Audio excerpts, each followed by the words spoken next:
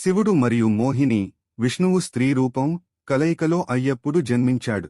కాబట్టి ఆయన శైవ, వైష్ణవ తత్వాలను కలిగి ఉన్న అపూర్వమైన దైవం.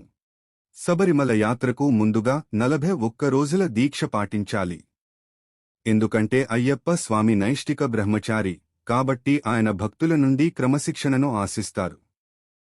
మీకు అయ్యప్ప స్వామి ఇష్టమైతే మా ఛానల్ను లైక్ సబ్స్క్రైబ్ చేయండి. ప్రతి సంవత్సరం మకర సంక్రాంతికి పొన్నంబలమెడు కొండపై మకర జ్యోతి వెలుగు తెరుస్తుంది. లక్షలాది మంది భక్తులు దీనిని అయ్యప్ప స్వామివారి దివ్య అనుగ్రహంగా భావిస్తారు. స్వామియే శరణం అయ్యప్ప నినాదం అందరినీ ఏకం చేస్తుంది. శబరిమల ఆలయం అందరికీ తెరిచి ఉంది. భక్తి, సమర్పణమే ముఖ్యము. ధర్మ రక్షకుడు అయ్యప్ప స్వామి మహిషిని సంహరించేందుకు అవతరించారు. ఆయన కథ ధర్మ విజయాన్ని, భక్తి, ధైర్యం, ఆత్మ నియంత్రణను బోధిస్తుంది.